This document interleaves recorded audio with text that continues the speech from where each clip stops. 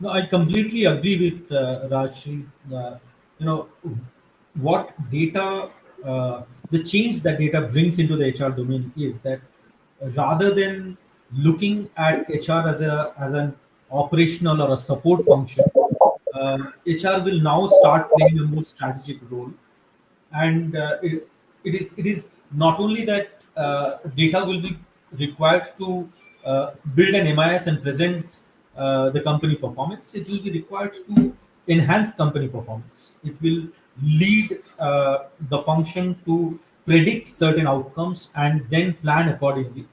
That is one of the major things. Before we move ahead, I will uh, quickly take you through what are the elements in analytics which are available and that can be used in uh, HR strategy and planning. Sandeep, if you can show us the second slide.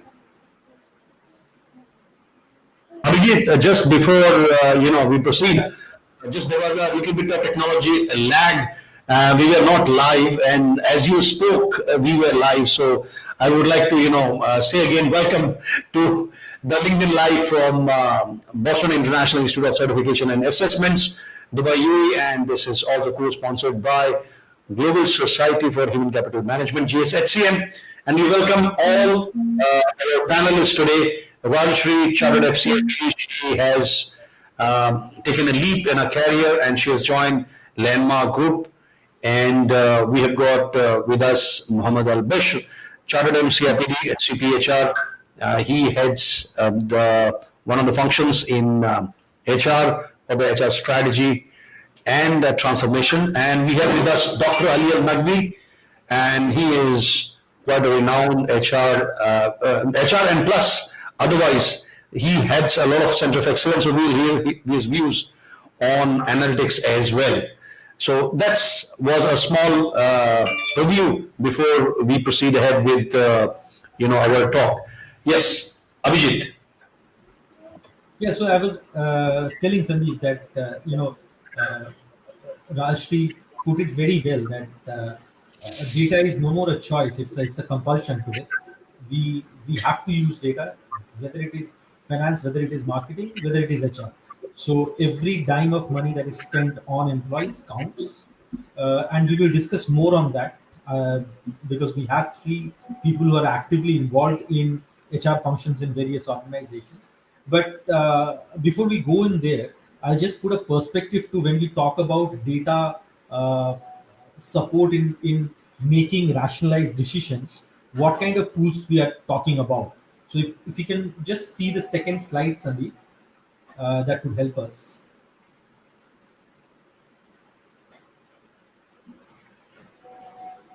Uh, the next slide. Sandeep. Yeah, so what we do is there are something called as scorecards where we build a data driven scorecard. Every element is identified and made scoreable with a certain weightage into it. And scorecards help us in various forms. Say we want to score our employees on terms of their fitment to the company. And when I'm saying fitment to the company, it may not be only performance they're showing. It can be teamwork, it can be alliance to the company objective, etc., etc. All these factors can be put together in the form of a scorecard, and every employee can be scored based on that. Similarly, the vendors can be scored, the agents can be scored, the projects can be scored. What help it does is it brings an objectivity to the way we are evaluating the stakeholders around each other. We do no longer depend on the individual or their own whims and fancies to how you rate an external or an internal party. So there is a rational behind what we are doing, and there is a homogeneity in how do we perceive our stakeholders across the organization. The second are the forecasting techniques. The other departments like finance, marketing has been using it for a long time. HR can use it in recruitment planning. If we can forecast what will be the requirement of a permanent and temporary labor force in the future, we can act accordingly, and that gives an edge to the whole HR function. After forecasting, we have the predictive models. Again, something HR rarely used in earlier in the days. Today, we can be more predictive in tackling attrition, and that is one of the key areas that HR faces, whether it's an upside in the market or a downside in the market. We are always fighting to retain people. We are always fighting to identify people to be asked to leave, uh, and there is always a risk where letting the better ones leave, or we are letting the not required ones leave. But if we can use predictive model, it brings a lot of assurance to the attrition management process. Most of our colleagues will agree that once the resignation has come and the employee has decided to leave, it rarely helps us during an exit interview to try and pull him back. So it has to be more preemptive in nature, more proactive in nature, and that can be done through predictive modeling. The other is reports and dashboards, which are an integral part of any analytics exercise. It brings a better visibility to the business, and if you have a better visibility to what is happening around you, you are more prepared to take actions. And last but not the least, uh, it provides us a platform to quantify the behavioral traits, which are usually considered, very qualitative in nature. Something like, how disciplined is the employee? Is he having leadership traits? Is he having teamwork capability? So these are things which were till now left to subjective assessment of the line managers or the peers. Now, with analytics coming in, data-driven initiatives coming in, these can be quantified, and that changes the whole scenario. Suddenly, HR becomes a more transparent organization. Having said that, again, we still have to explore, and I would like my panelists to tell us that, what kind of role do you envisage, or have you seen the data playing within the HR? And we will start with Rajeshri. I think her part was missed because of the technical glitch. So if Rajeshri can just come in again and explain us before we go to Bashir and Anu. Sure. Yes, Abhijit, very rightly put through across the importance of data-driven, uh, programs to be utilized in HR function because organizations and businesses in today's time has been such that uh, believe me or not, but it is data driven. It is ROI driven. It is measuring the impact of every single uh, dollar that is spent on manning and trying to understand what is the productivity achieved at the end of the day by that individual, where he or she is being employed in whichever role, from bottom down to the top down approach. Everything comes to one um, one conclusion, which is data driven human resources function as well. Now, in current times, we are actually not left with the choice of whether we like it or not. HR is pulled into the financial meetings. HR is asked to produce numbers. HR is sent slides to say, please put in your people cost trend analysis for your H2, H1 budgeting exercises, without which the business really doesn't sign off the way forward. And it is very clear that if human resources leadership level, at a strategic level, is not able to speak those terms, sitting in such organizations, which is multi-billion dollar companies in today's time, or even if it is smaller firms, and if you're not able to produce those numbers and justify your people cost trend and analysis, even in your budgeting exercises, we are literally not respected. We are literally not, informed or involved. And our role is now such that we are strategic HR people. So it is essential. I would say it's no longer an option. It's no longer to do, to be. All of that is out. I know for a matter of fact, being in a leadership role for good 5 years so far, every single half yearly budgeting meeting, you do get pulled into it. You're simply asked on numbers as to why x number of people are required for this function. What is your recruitment cost? Why do you have to go through an indirect recruitment channel or a direct recruitment channel? Where is your efficiency lying? How do you measure your performance? How do you do succession planning? What are the levels that you're looking at, when you're trying to go to the next level in succession planning, designing your career planning? Every single function in HR is now linked to data. Every single function. So absolutely, yes, this is one of the programs that is something that is a must have. And I myself am I'm ambassador of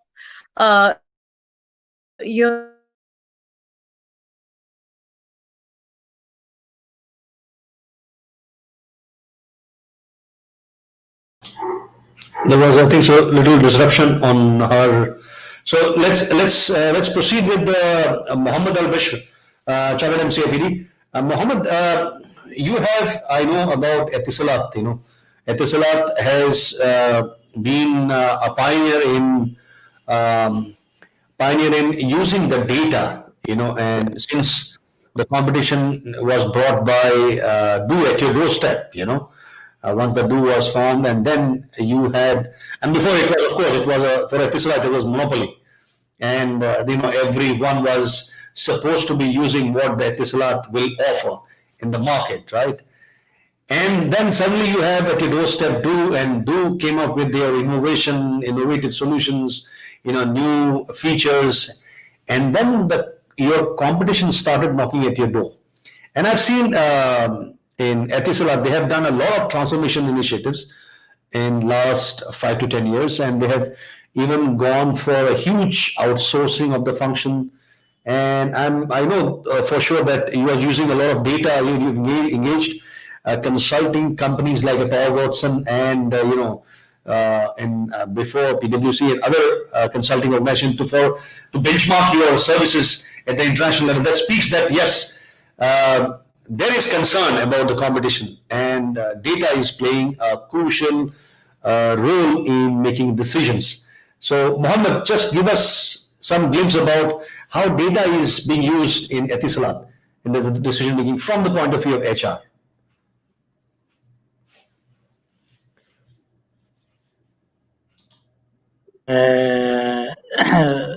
Data nowadays is very important, and it's play a crucial role in controlling the market or playing in the better direction.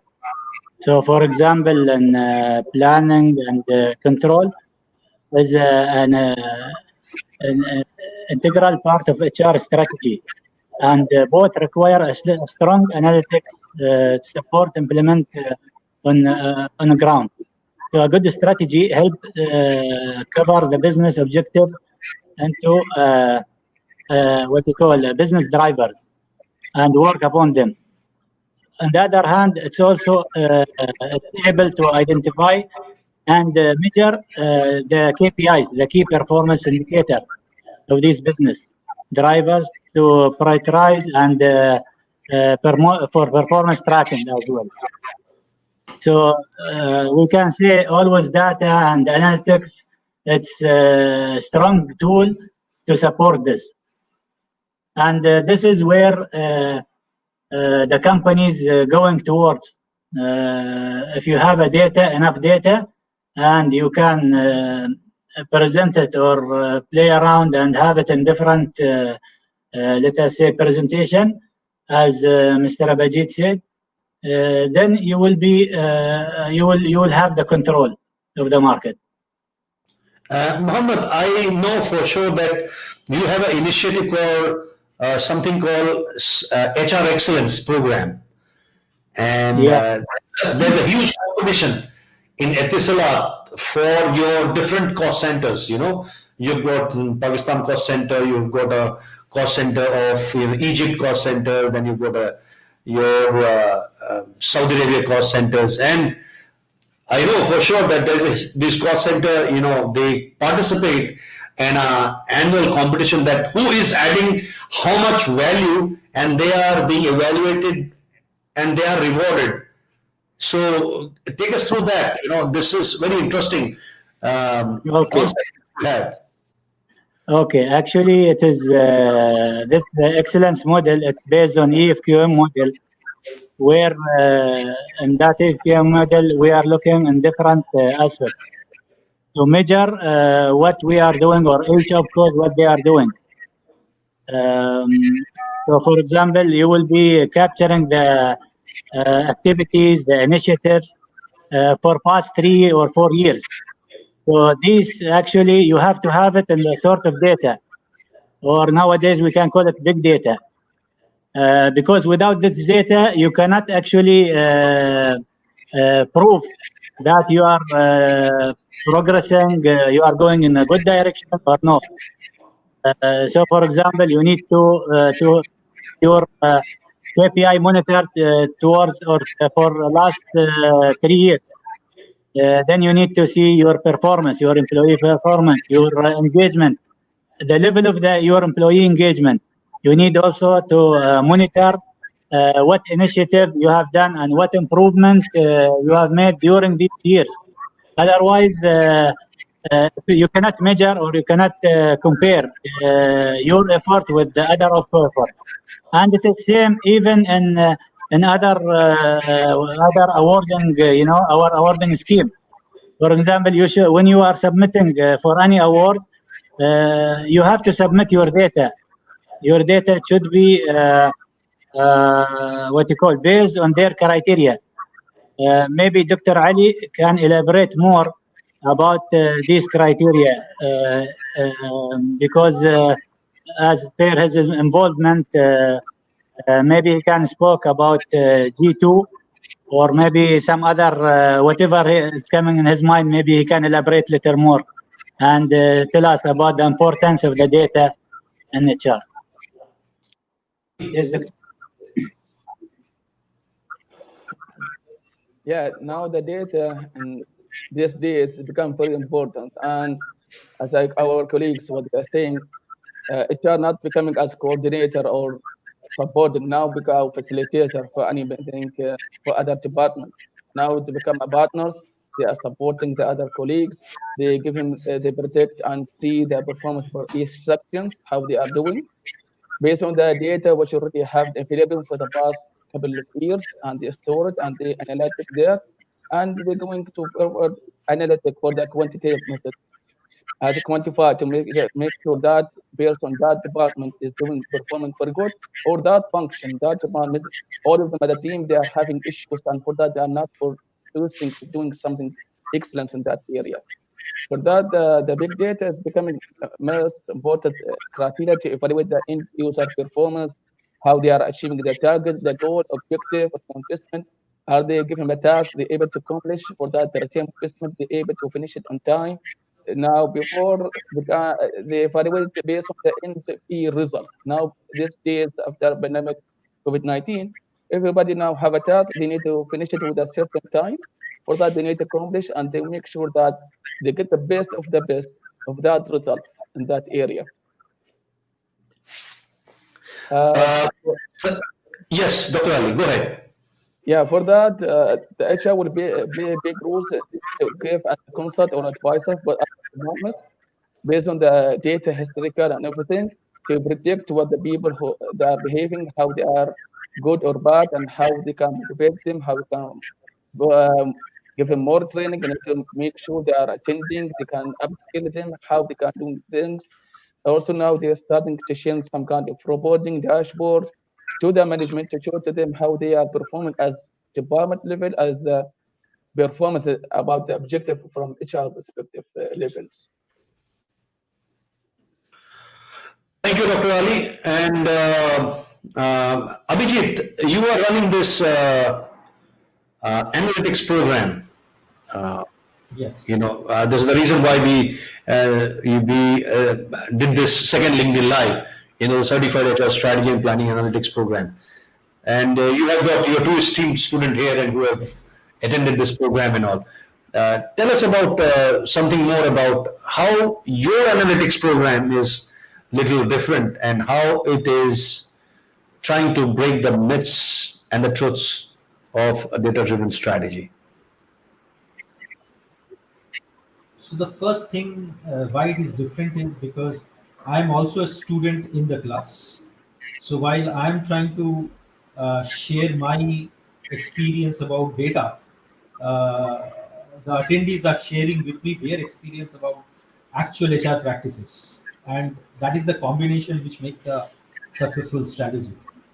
Uh, the difference is that this program is focused on not creating data scientists, but there it is focused on creating HR strategists who can apply data-driven support for decision making.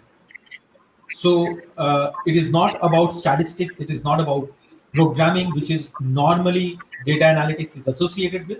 It is purely about business and using data as one of the resources. In fact, your most valuable resources in these days. The competition in the market is extremely high, and you have to understand that if the business scenario is black and white, you don't need data. If the business scenario is operating in the gray side, then data is required. So a very easy example: nobody bothers about thinking what to do with the best performers in the company and what to do with the worst performers in the company. It is an easy decision: promote the best performers, ask the worst performers to leave. What happens with that 80% people who are neither bad performers nor excellent performers? So you still have to take decision where the margin of errors are very, very low. Now, to understand that group of people, you take support of data. How can you quantify, how can you structure what you're looking for, is what we are trying to achieve in this course. Say, if I give a very simple example, what is the first question the management is going to ask after the COVID period is over? We will be back in office, but the first question the management will ask is, was work from home successful or not? Can we still save money by keep continuing to work from home? And this is something which only the HR department should be involved in answering. Say, for example, are we measuring what is the login time of the candidates for virtual meetings? And can we compare what is the punctuality in the virtual meetings versus what was the punctuality when the meetings were in the boardrooms? And that itself is an indication whether we are getting more punctual set of employees when we are working from home or not. What is the real estate cost that we are saving by reducing the office space versus what is the cost we are incurring by letting and facilitating the employees work from home? So these are questions which did not used to be asked either by the HR people or by the top management to the HR people. And at this moment, this has become such a key criterion. You can understand, Sandeep, that any such decision is going to create an effect to the tune of 15 to 20% in the bottom line of the company. And a premise sold off or let go of is saving a real estate cost, which is the most costliest thing in today's business, especially in the Middle East, where real estate is the business. Now, these type of questions can only be answered by HR people if they understand strategy, if they understand numbers.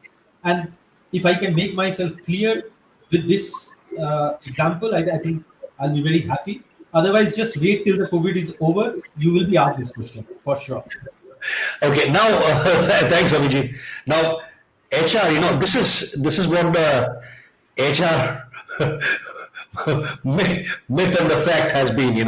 The right and the left brain, and the HR has been told, in traditionally that it's more of a qualitative than the quantitative part of it. But I think so now the way things are changing, it is not only the quantitative but also the qualitative data is also significant in making decisions, because at times you cannot only have the rationale by having the quantitative data. and you can have you can also key in the inputs of the qualitative data. Now, and the next one, which is very very interesting, this the myth and the fact, if the data is substitute for experience. No, so Sandeep, we'll go back to the first one. So Yeah. that's a myth we have been hearing for a long, long time. And Yeah. whenever I have spoken to HR people, most of them have raised this issue that if we quantify the HR function too much, we will lose the people touch. And I would like to, ask my panelists here: do you think is this a reality that if we quantify it too much, HR would lose the human touch? Or would you say, is it important to have the human touch? Let's hear from Absolutely. Rashmi. Well, Abhijit, yes, it is important to have a human touch. That is the core expectation when the name itself or the profession is called as human resources. However, um, I'm, I'm of the opinion that it's great to be quantitative and it is important, but that doesn't take away our human um, touch speciality from us. It absolutely doesn't. So we are the ones, for whom the doors are open. We are the core professionals where people shall feel free to approach us, and so we are to be likable and we are to be approachable, and we are also playing multiple roles of being the advocate of employees and the employers. So we do wear dual hat majority of times when in whichever shape and form we are asked to present ourselves, and that really doesn't take away or it won't even be a question to ask whether if we are too much quantitative, then does it take away our human touch? No, absolutely not. We are stating logic, we are stating reasons, we are showing numbers, we are speaking sense, and we are also presenting the human factors and elements to every data Absolutely. that we put through, which the finance department or any other number driven function is unable to provide because they are only looking at numbers. So we give both the perspectives to the business heads, to the board members, and that is very, very critical. So, yeah. This is the reason, Abhijit, you will see that in last couple of decades, there has been a transition from CFO taking the role of a CEO to the CHRO taking the role of the CEO. You know, because the one thing is that now HR is more and more analytics driven and data driven, and secondly, they have the pulse of the people. And when you have the people pulse and you have the financial strength and the data strength, you make a better decision than a CFO. Yeah. Let's hear from Bashir, Mohammed Al Bishr. What his take on the qualitative and quantitative data? Yeah, yes, indeed. Yes, I agree with what all of you said. And actually, for strategic point of view, you will go with the numbers because at the end you need to take a decision. So as long as you are happy and you are confident with your data and analytics that you have done, I believe that you will be taking or giving a right solution or decision for the company. And as HR, yes, like in the finance, they will be talking numbers only. But in HR, you will be having or thinking from different aspects. With the HR data, you can actually bring the human touch in your solution, and you can support your company at the same time. If you allow me to give you an example, for example, if you have to lay off some staff and you have a good quantity or bunch of data, maybe you can do a restructuring and you can utilize these people and put them in other place. Here, where you will use your humility and you will use your human resource, what you call sense. At the same time, you will be saving, let us say, some cost on the company.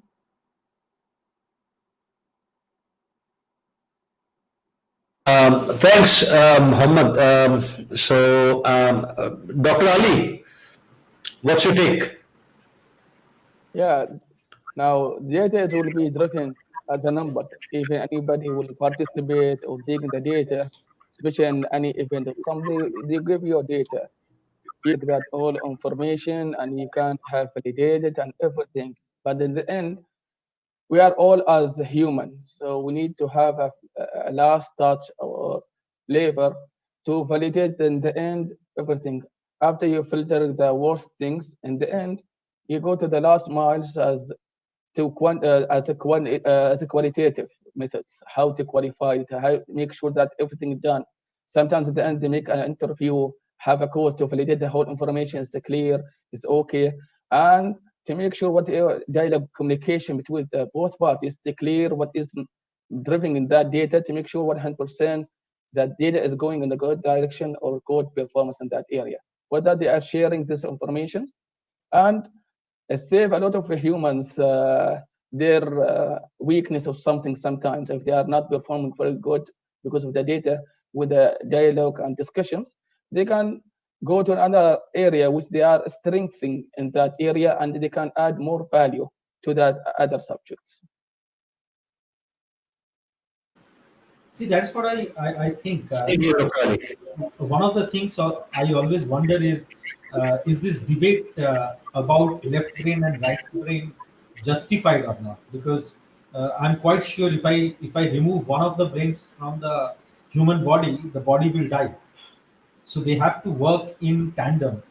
While the left brain, which is more qualitative in nature, is used to plan things out, we always have to keep in mind that the resources we are working with are always limited, and uh, and that is very quantified. I have limited amount of money, and I have limited amount of rewards to be given. So while we plan it out from the left brain, it still has to be measurable because the right side is limited. So we don't say that you leave your qualitative part of HR. We still say that the qualitative function, HR as a function is very qualitative, which has to be measured. And that measurement of the qualitative part is what the data does. We are constantly trying to quantify the Yeah. more qualitative parts of the HR function. Isn't it? Yeah. Abhijit, tell us that under module 2, sorry, Yeah. module 1 of your CHPA, what kind of content you push it to your candidates that they are suddenly they are aligned, or they align their entire HR function to the business strategy. How you mold them. So, as we have already done in the couple of batches that we have run, is that HR as a function is not independent of the organization. It boils down from the overall organization strategy. And if we can understand the business strategy properly, the HR strategy will be more relevant to the overall business. And then, because the overall strategy has quantified KPIs, HR strategy will have to have quantified KPIs, and that's what we are doing in the CHPA course, where all the case studies are start from a business perspective, and then boil down how does HR contributes to it. Whenever we are talking about attrition management, we will have to know for what we are doing an attrition management. And attrition management in a call center is very, very different from attrition management in a manufacturing scenario, or for that matter, a consulting scenario. So unless and until we understand what is the nature of the organization or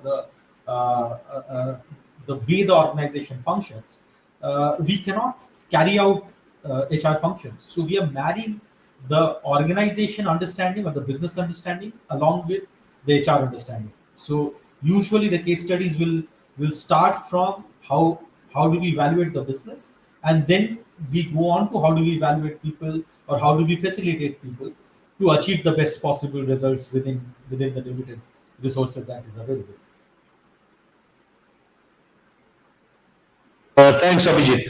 So we move to the next interesting myth Yes, about, is data a substitute for experience? absolutely. So I'll just give a meaning to it. So often we hear the term that my gut feeling says this, my experience says this. If I have been working without the support of actual data analytics, will I be replaced when the data analytics come in? So this is the kind of debate that is going on. That uh, the data analytics will replace the role of experience in the organization. And I really want to know from my esteemed panel that is it true that whether experienced people will be replaced by young people who are data driven? Uh, Rasha, you would like to take on this? Or Dr. Ali, you would like to take on? Ladies first. Ladies first. Okay. Rashri. Okay. I'm sorry, I couldn't get the last point of the Rashi, what I question. meant was that the debate is that the experienced people in the organization will be replaced by young data-driven people, and data analytics is a replacement for experience. Is it the case? I would say I would not call it replacement, but I would call it a blend of both. So um, it it can never be that if because young people are so much data driven and hence the experienced talent pool will be pushed off the cliff from the pyramid of the organization. I'm of the opinion that an experienced talent pool with a blend of data driven young talent pool absolutely makes an excellent high potential talent mapping for any organization. And hence it even if the experience pool is standing and going by their experience, I'm confident that eventually every level and every individual have to now cross the data analytics check box altogether in corporate functions mainly. And hence it's a blend. So it's not about replacement, it's about a blend to have an high potential talent pool in the organization. So yeah. Dr. Ali, you would like to go next? Yeah, so I am totally agree with her because the experience is already like creating the data and feeding that data. And the young generations, they're taking that data to expedite and shorten the times in order to fulfill the requirement. And by being by period of time, the young generation also they're feeding the data with their experience. So it become like a loop between them and combined everything. And nobody will be replacing anything else, but it's like a blending between all of them as integrated, and everybody will feeding the others and keeping going till become more and more data become mature to a certain level. But everybody will gain from data, and when experience come, they will feed also again. That's my point of view. Dr. Ali, shukran. I disagree with both of you. I have some different weird kind of proposition. I've seen this younger generation, the millennial and up. They are extremely technology savvy. They're extremely data savvy. You know, and they are very agile, they are very responsive, and you have a threat, guys. You have a threat. It's a serious threat to the mid management and senior management. Guys, wake up. Yeah. If you Sandeep, do. Sandeep, let me ask a question. What do you mean by young generation? What age they are? Young generation, I mean the millennials and beyond. So, And these are the guys who are in the age group of around 20, 21, 25 to 30, 35. so These after 35, so after 35, what will be experience? So the whole year gonna come back to the experience and feeding again the data. So becoming young, growth experience and go back. So I'm not saying the experience is or the analytics is going to be a substitute for experience, but I'm saying there's a very very serious threat for you guys, for the experienced guys to transform yourself from totally qualitative, thought process, the way we have been dealing with, to the quantitative. Because these young generations, millennials and beyond, they are very, very practical guys, and business needs very, very practical people nowadays. They need, people who can, put their, sleep their folders up, they can sit down with the data, they can do the number crunching, they can go to the shop floors, they can make a decision there, then they can come back to the office, and I'm also from that age group of. No, I'm not a millennial, by the way. So we have a. I know Rajeshri, she's eating. She wants to go head on. No, So Rajshri has something to say. yes, Rajeshri. So, Yeah, go ahead. Sandeep, I am a millennial. I am a millennial. So I do at a very large extent I agree uh, to everything, but there are many levels at when you're sitting at a leadership role where you need bureaucratic solutions, where you need where there are certain behavioral trends like power play in a corporate function that comes in picture. The even to an extent where I can say the dynamics of the organization also come and play a very large role, and to that extent, yes, touching the point of millennial generation, 100%, we are deadly ambitious. We know what we want. We are focused of what our next 2 years, 5 years plan and goals are. But really, if there is no room within that space or the organization, we know to find a way out. We know where to hit our target and move on to next level, and so on and so forth. But what I'm trying to say is, eventually, you're right. Everybody will have to buckle up with their data driven programming skill sets. It's a development of a skill altogether, and the sooner the better. Every function and profession at an HR level as well tries and learn that you can't really escape from it. There is no escape. There is no escape because it's a developmental skill, and that skill and the demand comes from where? From organizations. And if that demand has come in right now in this era and age, which has become it used to always be there. If we speak of artificial intelligence, we speak of numbers, it has always been there. It is just that it's now that it's coming into a trend. It is just that it is now that many young generation has started to realize that data is important. I need to up my skill. So not that even for me that I was gifted with it, I had to develop that skill. Hence I had to enroll into a program what Abhijit is delivering right now, which is CHPA. And there are so many forms when I'm trying to learn through Abhijit in his program as well on analytics. There are many lenses that I'm not able to wear when I'm doing my day-to-day function.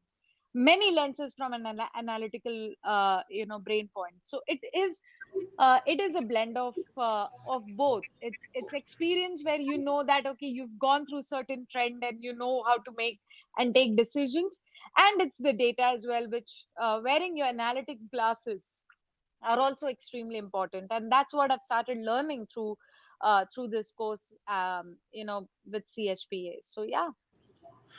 Dr. Ali, uh, the way I do it in class, I think we forgot to uh, define something. We haven't defined what is experience. Is it Yeah. just the number of years you spent? Because when we talk about experience, it is people who have been over the years analyzing data subconsciously. So when you start meeting people, you start experiencing situations, you are analyzing data, and that is experience. It is not about whether I have been in a position for 15 years. I can be here for 15 years without understanding anything about the business. Experience comes when I'm here engaged in the business. I'm processing data, but there is a limitation in human capability of processing data, and that is where analytics comes in. Nothing else. You will be surprised to know the best analysts are actually the experienced guys. What I believe data will replace is the frog in the well kind of a people, those who don't want to expand. Second, I don't think it's a good trait for any manager to be recruiting people who are less talented than him. So all of us who are experienced in the middle to senior level have to ensure that people coming under us have more skill sets than what we have. The only problem is we have to understand what skill set they bring in so that we can evaluate and manage them. And that is where CHPA kind of course comes in, where we are not trying to replace or replicate the skill set that is coming in. I'm not trying to make data scientists.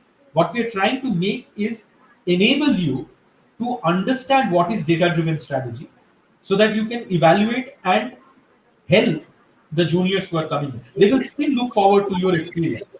They cannot live without your experience. If I try to replace Sandeep's experience over the years and the kind of experience he has had, it's foolish of me, because data is very dumb. You make it intelligent through your experience, and we are just trying to put in a structure to it. Yeah, Sandeep, please. You are muted, Sandeep. You have to. that is what I precisely I said, millennials. I did not say the generation Z. You know, Absolutely. is the reason because the millennials, which is basically the growth part of portion of the generation Y. These are the people. They have experience and they are extremely technology savvy, data driven. But now the threat is coming up with the Gen Z. They are spot on. They want then and there. They Yes. need the instant gratification, right? Yes. And for them, the numbers are more important than your qualitative statement. So that's again a huge wake up call for the people who are beyond, millennials, to wake up and to start modeling themselves, and or to start gearing up to gain the skills of analytics, be it the HR, be it your sales, be it your marketing function, be it your logistics, be it your operations, be it any functions at all in an organization. If you do not mold yourself today, you're going to be lost in the woods. Tomorrow you will not be available at all for the competition, and the competition is very, very severe. The CEO of today, he wants to put a good, smart millennials as a CHRO rather than, a person who is Generation X or beyond.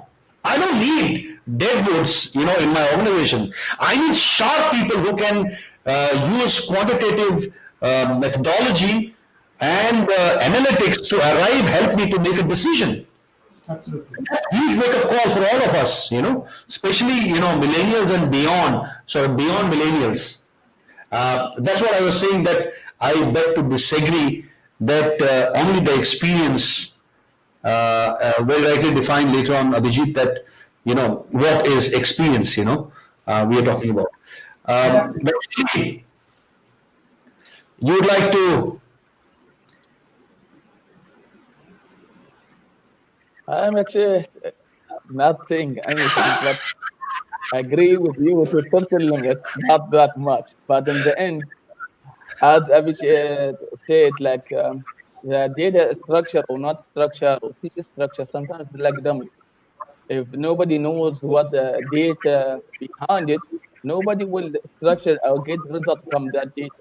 If you put it for the millennium or whatever, the people, if they don't have that much of background, how they get it out, they get twist of it, they will not become as a rubbish data because a lot of data Yeah, available Amit, in the internet, I have to clarify nobody one uses it. thing.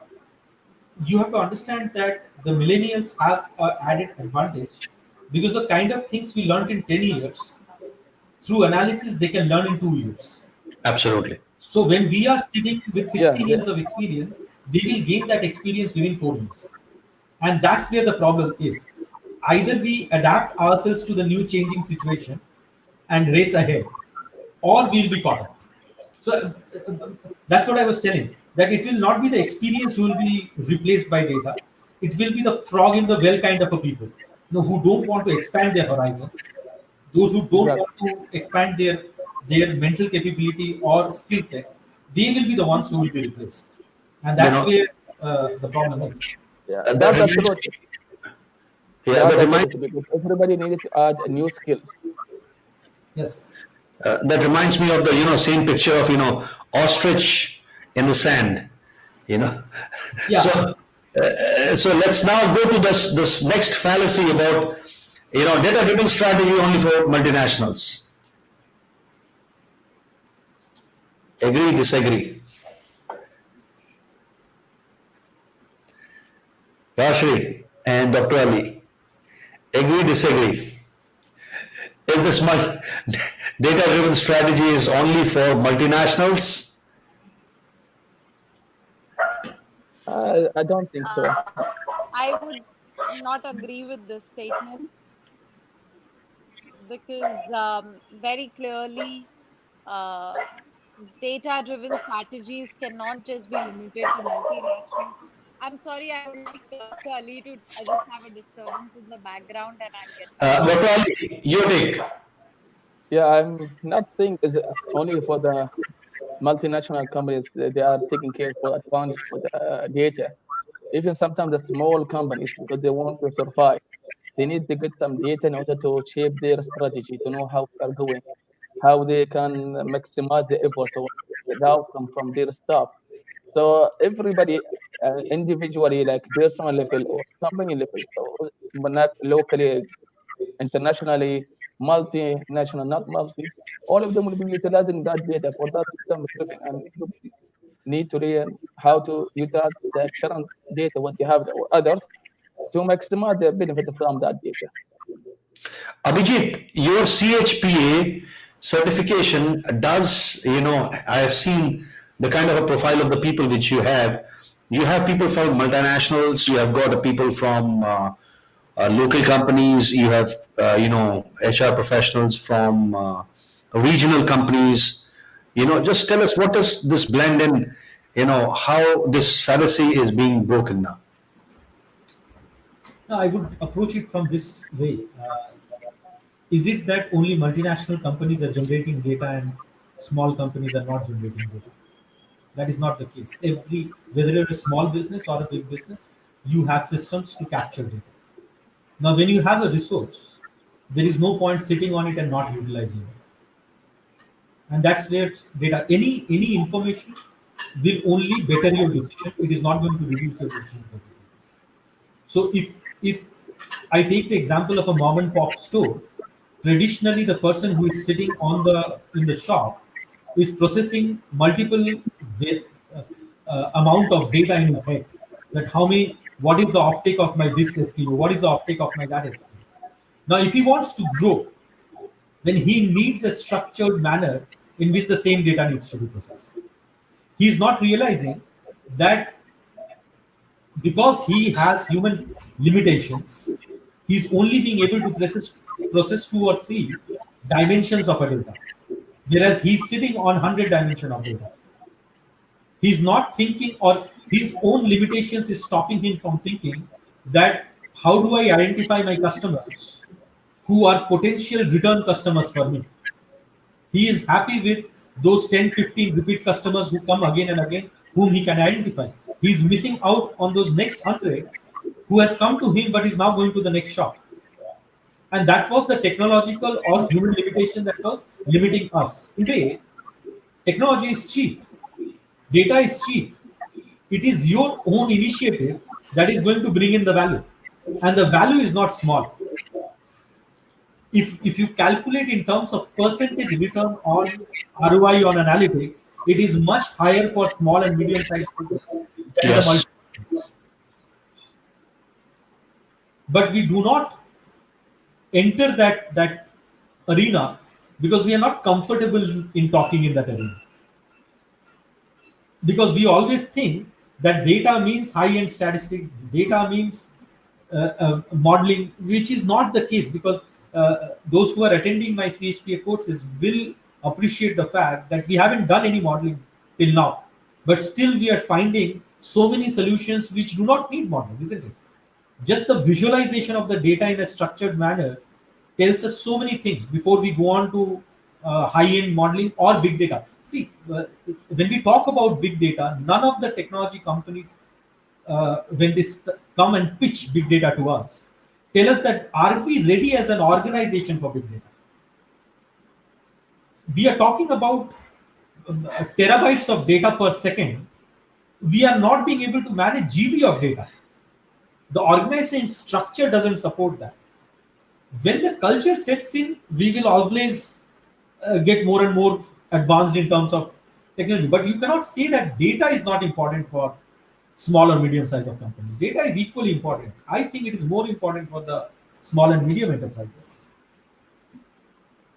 We have a very limited time, so we need to break another myth. Next myth.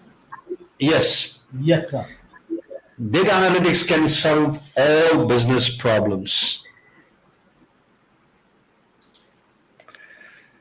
So I'll start in this because I'll have to explain what I mean. So the common feedback that I've got is that if I have data-driven strategy, that itself is going to solve every problem in the world. No, it is not a magician. Uh, Data analytics is a support system. It needs to be supported by a top management buy-in, an organization culture, and conversion of data analytics into, again, real life campaigns or initiatives. What data does is helps you identify the right initiatives. It helps you prioritize the initiatives. Data is not a magician. It will not give you ideas. The ideas are yours. How do you prioritize comes from the data. How do you manage multiple initiatives comes from the data.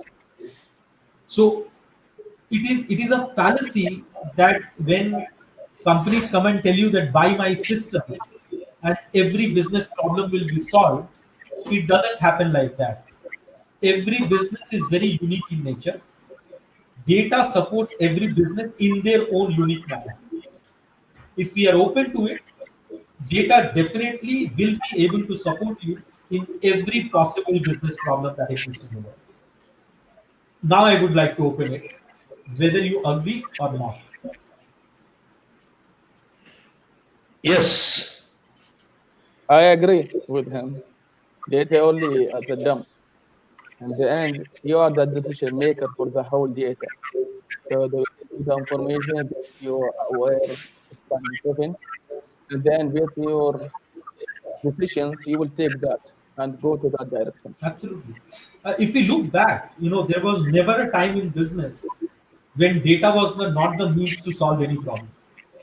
Even when the time there was no computers, there was no calculator, it was still data which was being processed by our minds, which was solving the problems. If we take a decision that stop the canteen and order food from outside, it's still because we have assessed the data that the canteen maintaining a canteen is a loss-making proposition than ordering food from outside. The only thing was that we Yeah, were not using an Excel sheet or a SAS or an R or a Python. Today we are using a SAS or R or a Python. yeah, absolutely. Because sometimes we have like business, the data inform you is like is losing, but because you are believe on it, for that you keep continuing in order to success in that business till you find out how you can with the brain tell to change the whole concept in that. For that, the data give you only the guideline in that area. Yes, now we have almost crossed 1 hour. So I just put up two slides, which is myth of the fact is the last one remains is These are the organization. important ones, Abhi. Yes, organizational and individual apprehension around data-driven decision making. And the last one is about what the advantages and limitations of data-driven decision making. Let's talk on both. Abhijit, lay the foundation, please. Yeah. CHPA So the certification. first one, I would like to hear from Ali Rajeshri that whenever what experiences you have, what stops HR people or HR organizations and HR professionals from taking up data-driven decision making? Is it the fear of numbers? Uh, is it an apprehension about data quality? What is it? Yeah, Rajshri. Uh, Abhijit, I would say fear of numbers very clearly. And obviously, because, this has always been a generic question for all the corporates of how do you measure HR professionals' KPIs and performance, uh, since it is very subjective or qualitative in nature and not quantitative. How do you measure even HR person's headcount in an organization to justify the ROI on that headcount? And that basically forms the root cause of the I won't say a problem area, but the fact that why is HR person required to be numbers driven? We are not finance. Then what is the difference between a finance person and an HR person if we have to start getting into numbers, and all those sort of discussions. And I'm saying from one of my experiences while dealing with one of the top COOs in a very multinational brand, when I was questioned and when I was speaking numbers, I was clearly told and addressed by the CEO that you are here addressing and discussing in the board meeting so that you could show the human mirror to the board on all the numbers that the CFOs and the finance heads are trying to present to the CEO. And that sort of gave me an insight that yes, it is the fear of numbers, basically from what brings in an HR person to think broadly. Why am I required to be skilled in Excel sheet? My job is not this. I'm here to do disciplinaries. I'm here to do XYZ. And that's purely not what we are trying to say. We're not telling you or any HR person that you have to be very, very number oriented. No, you do what you do. But in order to back what you're doing, you need to be data driven. You need to be data savvy. You need to be business savvy. You need to be commercially savvy. And that's all. And that's all is the simplest demand. Absolutely. Yes, indeed. Um, Dr. Ali, any take on this before we Yeah, conclude this discussion? yeah, like as human resources already, like we are taking care for the not only as a driven, but for the communication to know how they are treating. Sometimes the data is not that accurate or as the quality is required to reflect the images. For that, we feeling it's not good to have that data to drive us, but it can certainly bit to back us how we can measure it. And for that, we put on this mix it with the qualitative in order to make sure whatever we decision or something, it give us a guideline in that area. So I totally agree with them, but that's how we should be going to that area. Abhijit, you would like to conclude today's discussion, please? Yes, I think I'll About conclude. your module on the module 1? So we have something called a problem solving module. And I think the only way to overcome the fear of numbers is if we overcome the fear of structuring a problem.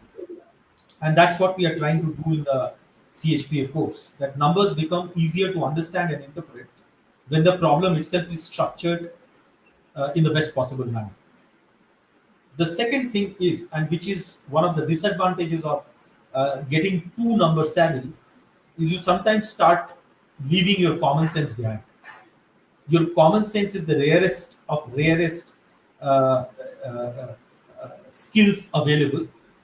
If you have your common sense intact and you have the relevant knowledge of structuring a problem, understanding numbers, you are done. We are not trying to change the way you function. We are not trying to change what you function. What we are trying to change is the way you approach a problem. If you approach a problem with a more structured mindset in hand, and the structured mindset will automatically be supported by the numbers, relevant numbers, and then it is done. You are already talking strategy instead of an operations in HR. You're good. Rajeshri, you would like to conclude? You'd like to say a few words, Rajeshri? Oh, sorry. Yes, so I agree totally with Abhijit's viewpoint that it is more to do with the approach of how do you solve the organic problems in people front than just the fear of numbers. So uh, that's where strategy comes in place, and extremely critical and well programmed course is CHPA, and I cannot uh, be much thankful of the course head and even Sandeep to bring up such program which are value addition in our professions to develop and upskill ourselves and be ready with the competitive era of today's time. So yes. Thanks, Rajeshri. Dr. Ali?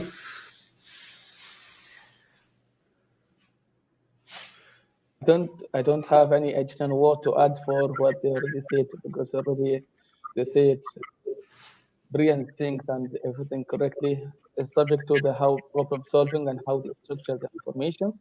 Based on that, they can have a decision on that and go forward in that area. It's a big challenge for the coming years, which require everybody to adopt that area and add more analytic and how they can driven the data driven in that area.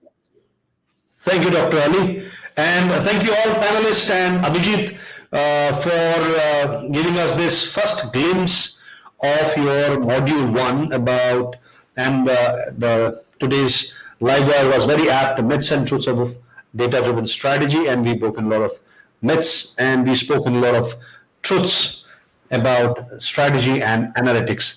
So next session on next live wire will be on module 2 of CHPA, and we'll be talking more in detail about the analytics, data-driven strategy, and some machine learning, and some more in-depth into the analytics. Thank you again, and thank you all for joining us.